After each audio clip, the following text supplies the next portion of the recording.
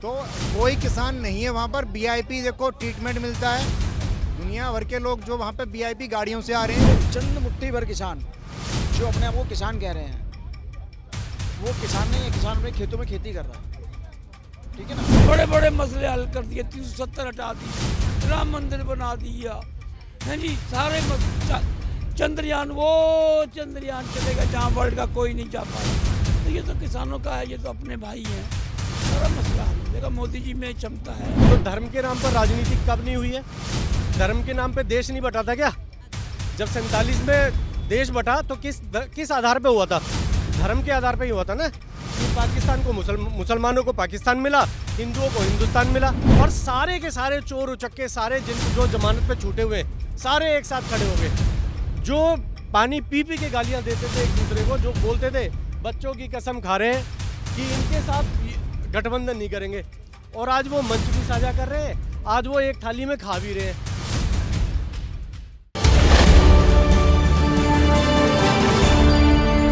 चुनावी माहौल को लेकर हम फिर से आज दिल्ली की जनता के बीच आए हैं और उनसे जानेंगे कि उनको क्या लगता है कौन होगा अगला पीएम। जिस तरीके से चहल पहल लगातार जारी है राजनीति जगत में, तो इसको लेकर अब जनता किस तरीके से सोचती है, और चुनाव में कुछ ही समय बचा है तो वो क्या चयनित कर चुकी है अपने मन में कि कौन होगा अगला पीएम। तो ये उनसे जान लेते हैं।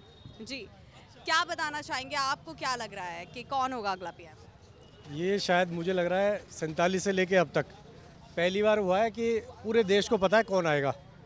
पहली बार, मतलब ऐसा कभी भी नहीं देखा कि दुनिया पहले से पहले कहने लगे कि आएगा तो मोदी।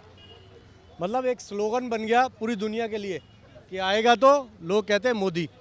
मतलब इतना कॉन्फिडेंस, इतना विश्वास पूरे देश को, ये शायद पहली बार आया है पूरे देश में। और वो ऐसे ही नहीं आ गया कि किसी ने यूं ही उठा के चलो जी मोदी को दे दो।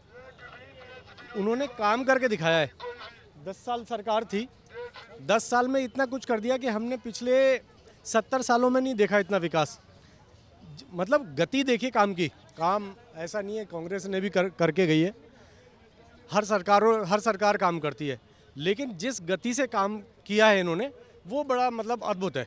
बहुत ही जबरदस्त काम किया है। जो विपक्षी पार्टियां हैं वो तो ये बोलती हैं देश को डुबा दिया, इतना कर्जा कर दिया देश पर, देश को लुटा दिया इन्होंने, दूसरे लोगों पर, विदेशों पर लुटा दिया। इसको लेकर क्या कहें? अच्छा, ये समझ में नहीं आ रहा कि केवल इन्हीं को क्यों दिखाई देता है, पूरे देश को क्यों नहीं दिखाई दे रहा है?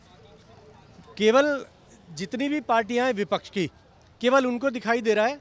पूरा देश जो वोट कर रहा है, जो वोट दे रहा है, मोदी को जिता रहा है, 2 बार जिताया और तीसरी बार भी जिता रहा है, उनको क्यों नहीं दिखाई दे रहा कि ये देश डूब गया? सबको ये दिखाई दे रहा है कि ये देश ऊपर चला गया। सबको दिखाई दे रहा है कि धारा 370 हट गई। सबको दिखाई दे रहा है कि मंदिर बन गया हमारा, जो 500 साल से मंदिर नहीं बना था वो मंदिर बन गया। सबको दिखाई दे रहा है कि एम्स का उद्घाटन हो रहा है। सबको दिखाई दे रहा है कि रोड बन गए। सबको सब कुछ दिखाई दे रहा है, केवल विपक्ष को नहीं दिखाई दे रहा है। और पहली बार ऐसा है 47 से लेके अब तक कि गठबंधन पहले बना करते थे सरकार बनाने के लिए, पहली बार गठबंधन बन रहा है विपक्ष में बैठने के लिए कि कैसे भी विपक्ष में बैठ जाएं। मतलब विपक्ष में बैठने तक की नौबत आ गई है कि इनके पास मजबूत विपक्ष नहीं है, और सारे के सारे चोर उचक्के, सारे जो जमानत पे छूटे हुए, सारे एक साथ खड़े हो गए। जो पानी पी पी के गालियां देते थे एक दूसरे को, जो बोलते थे बच्चों की कसम खा रहे हैं कि इनके साथ गठबंधन नहीं करेंगे, और आज वो मंच भी साझा कर रहे हैं, आज वो एक थाली में खा भी रहे हैं। मतलब इतने बड़े चोर हैं कि, और दुनिया को दिखाई दे रहा साहब। अब वो पहले वाली जनता पागल नहीं रह गई है कि जो बहकावे में आ जाती थी कि चलो जी एक रैली निकाल दो और पुचकार लो, थोड़ा सा लॉलीपॉप दे दो कि चलो ये फ्री, फलाना फ्री, ढिकना फ्री। अब वो जमाने भी चले गए। अब जनता हो गई चालाक कि नहीं, जनता को साफ दिख गया कि भैया काम तो वो कर रहा है बंदा, तो उसको कैसे भूल जाएंगे। एक प्रधानमंत्री जो पहले जब देश गुलाम हुआ था वो इस बेस पे गुलाम हुआ था कि हमारे मंदिरों को तोड़ा करते थे। आज एक आदमी ऐसा है जो मंदिरों को बना रहा है। इसी को लेकर तो कहते हैं कि धर्म के नाम पर राजनीति करती है बीजेपी। तो धर्म के नाम पर राजनीति कब नहीं हुई है? धर्म के नाम पे देश नहीं बटा था क्या? जब 47 में देश बटा तो किस आधार पे हुआ था? धर्म के आधार पे ही हुआ था ना, कि पाकिस्तान को मुसलमानों को पाकिस्तान मिला, हिंदुओं को हिंदुस्तान मिला। तो धर्म की राजनीति किसने शुरू करी? जब तो बीजेपी भी नहीं थी, तब तो कोई भी नहीं था, तब तो सिर्फ कांग्रेस और कांग्रेस थी। तो धर्म की राजनीति करने वाली कांग्रेस थी। इन्होंने राजनीति सिखाई दुनिया को धर्म के नाम पर। मोदी ने थोड़ी धर्म के नाम पर राजनीति सिखाई है। मोदी तो अभी आए हैं 10 साल से। आज राहुल गांधी ने आगरा में अपने बयान में बोला कि दलितों के साथ भी दुर्व्यवहार हुआ है, 90% जो वोट है वो दलितों की है, लेकिन उनको कोई मान्यता दी ही नहीं जाती है बीजेपी के राज में। तो इन्होंने क्यों नहीं दी? इन्होंने जब ये 70 साल से उसमें थे, इन्होंने क्यों नहीं कुछ करा? क्यों देश गरीब का गरीब रहा? क्यों देश को मोदी की जरूरत पड़ी? क्यों ये कहना पड़ा कि मोदी को कि 80 करोड़ लोगों को हम राशन फ्री बांटेंगे? यानी 80 करोड़ लोगों को आपने ऐसे ही छोड़ दिया ना मरने के लिए। तभी ना देश को, इसको प्रधानमंत्री को जरूरत पड़ी, तभी ना देश गरीब था। अगर आप सबको सरकारी नौकरी दे देते, सारे बिजनेसमैन बन जाते, सारे करोड़पति अरबपति बन जाते, क्या जरूरत पड़ती मोदी को लाने की? देश अगर खुशहाल था तो फिर जरूरत ही नहीं थी हमें बदलने की।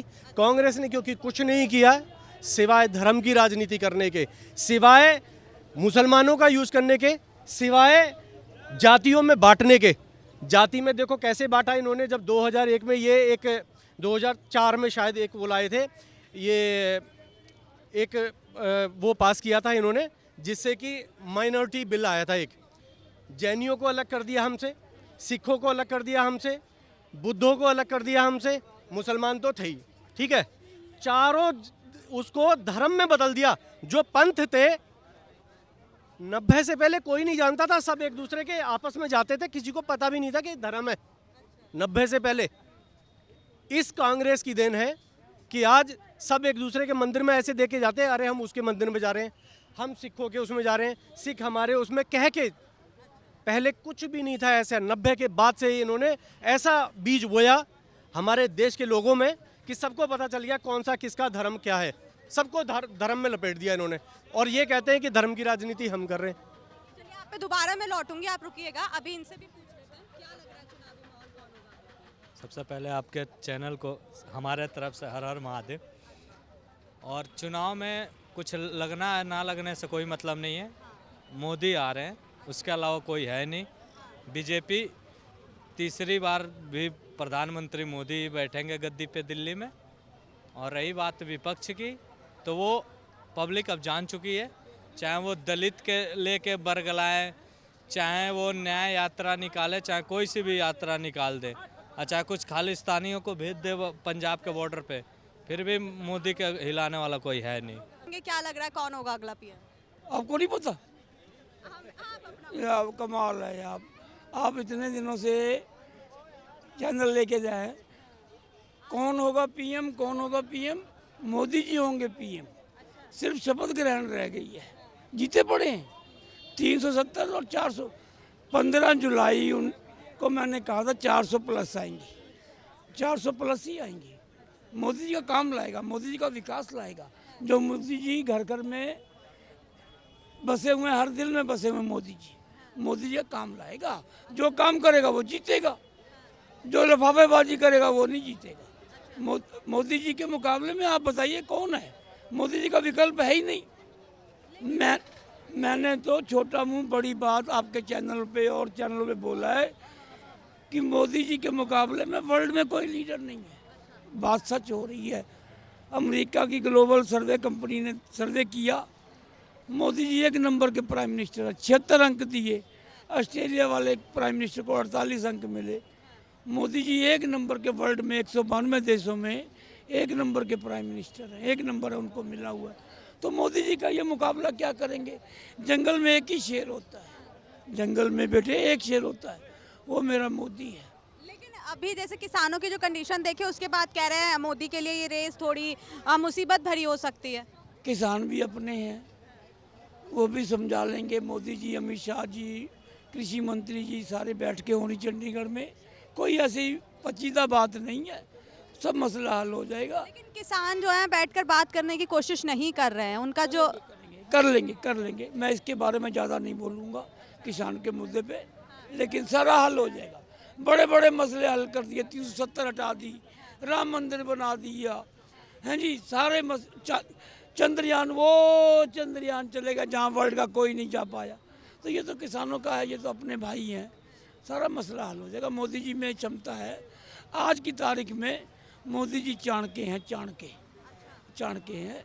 मोदी जी, अमित शाह जी, हर मसला हल कर लेते हैं। लेकिन जो विपक्ष कहता है ईवीएम के बल पर ही अभी तक इतनी वोट हासिल कर पाए हैं, जीतता है और अभी भी ईवीएम के दम पे जीतेंगे। 29 स्टेट हैं बेटे, 14-15 में विपक्ष की सरकार है।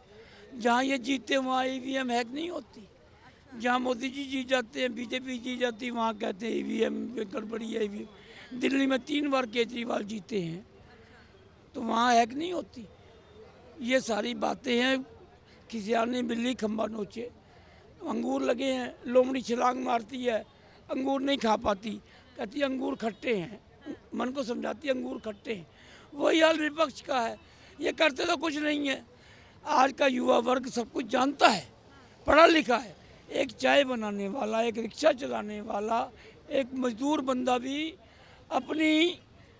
अपने वोट की कीमत जानता है। आप जिससे मर्जी, युवा वर्ग में मोदी जी मोदी कर रहे हैं। हर बंदे को अपने वोट की वैल्यू पता है, मोदी जी ही जीतेंगे। बस मैं तो यही कहूँगा, मोदी जी जीते पड़े हैं। 1.5-2 महीने रह गए, अभी आपके सामने आ जाएगा। आप यहीं 1 नंबर पालका बाजार पे आइए, आपको लड्डू खिलाऊंगा बूंदी का। चलिए, शुक्रिया। आप कुछ कहना चाहेंगे, कौन होगा अगला पीएम? किस विषय पर? कौन होगा अगला PM? As usual Modi ji अच्छा, मोदी जी। क्यों मोदी जी? अपने कामों पे होंगे। अच्छा। हाँ, लेकिन अभी किसानों का जो मुद्दा चल रहा है और भी बहुत सारी चीजें हैं जो उन पर खड़ी हुई हैं, तो इस हिसाब से लगता है कि मोदी जी आएंगे। वो चंद मुट्ठी भर किसान जो अपने आप को किसान कह रहे हैं, वो किसान नहीं है। किसान अपने खेतों में खेती कर रहा है, ठीक है ना। और वो कहते हैं गरीब किसान जेसीबी लेके आ रहा है, वो भी मॉडिफाई करा के। वो पैसा कहाँ से आ रहा है? वो जेसीबी कहाँ से आई? अगर वो किराए पे भी ला रहे हैं तो कितने टाइम के लिए लाए हैं? पर डे का उसका किराया क्या होता है? ये तो गरीब किसान की परिभाषा। गाड़ी भी देखिए, लैंड रोवर जैसी गाड़ियाँ, मर्सिडीज जैसी गाड़ियाँ, उन्हें गरीब किसान कहेंगे आप? उनको कुछ नहीं है, कुछ असामाजिक तत्वों ने घेरा हुआ है, वो बैठे हुए हैं। और एक बात बताइए, जो लोग कहते हैं कि मतलब बॉर्डर पे कीले लगा दी, ये कर दिया, वो कर दिया। पिछली बार भी शांति से आए थे आप, लाल किले पे आपने क्या किया था, है ना? वो शांति अब भी वैसी आओगे आप। अगर आपने आना है, बात करनी है, विरोध करना किसी का गलत नहीं है, लेकिन एक तरीका होता है। जिसने आना है अपने 4-5 नेताओं को लेके आइए, मीटिंग कीजिए। जी, आपके हिसाब से क्या लग रहा है, कौन होगा अगला पीएम? जिस तरीके से चुनावी माहौल चल रहा है और चुनाव की लहर जारी है देश में, क्या लग रहा है कौन होगा अगला? Undoubtedly mister Narendra Modi. कोई है ही नहीं कंपटीशन में उनके से। No choice, no opposition, no choice, only Narendra Modi, only कमल। लेकिन जिस तरीके से अभी उनकी छवि बनी है किसान आंदोलन में, जो किसान है कह रहे हैं हमारी बात नहीं सुनी जा रही, हमारे साथ बेकार जो व्यवहार है किया जा रहा है, हमारे ऊपर आंसू गैस के गोले फेंके जा रहे हैं, तो देश के किसान के साथ ये हो रहा है, तो ऐसे पीएम को बनाना चाहिए क्या? देश के किसान सब अच्छे से प्रोग्रेस कर रहे हैं, कोई दिक्कत नहीं है। They are progressing well, so this is all gimmick, it's all politics. इसमें कुछ ना कुछ सब लोग इन्वॉल्व रहेंगे, ऑपोजिशन इन्वॉल्व रहेगा, वो लोग भी ज़्यादा हाइप करवा रहा है ये चीज़ को, तो ठीक है, हो जाएगा अच्छा, सबके लिए अच्छा हो जाएगा, not to worry. PM Modi आपके हिसाब से? जी, क्या है ना, जो एमएसपी का 80% शेयर है ना, वो पंजाब को जाता है। अब उत्तर प्रदेश, बिहार, हरियाणा, एनी अदर जो राज्य हुए ना, उनको भी तो कुछ चाहिए ना। ये लोग चाहते हैं कि इन बाकी लोगों को जो हमारा 100% एमएसपी है वो ना मिले। सरकार ने बोला दाल का हम देंगे, मक्का का हम देंगे, मैम बाजरा, उनके लिए गवर्नमेंट आज भी रेडी है। ये लोग उसकी एमएसपी क्यों नहीं ले रहे, दालों की क्यों नहीं ले रहे?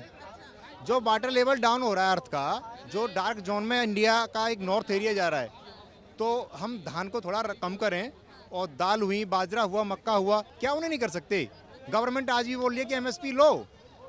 विपक्षी आप हुई, कांग्रेस हुई, इनको देश बचाने के लिए, पानी सेव करने के लिए, अगली फ्यूचर पीढ़ी के लिए कुछ पानी तो छोड़ के जाएं ये लोग। या धान करो, एमएसपी लो, और भाजपा के ऊपर अपना वो डाल दो ब्लेम। आप देख सकते हैं ये किसान होके ये बात बोल रहे हैं। किसान का बेटा हूँ, तो कोई किसान नहीं है वहाँ पर। वीआईपी देखो ट्रीटमेंट मिलता है, दुनिया भर के लोग जो वहाँ पे वीआईपी गाड़ियों से आ रहे हैं, क्या किसान के पास में एक फॉर्च्यूनर BMW गाड़ी मिलेगी?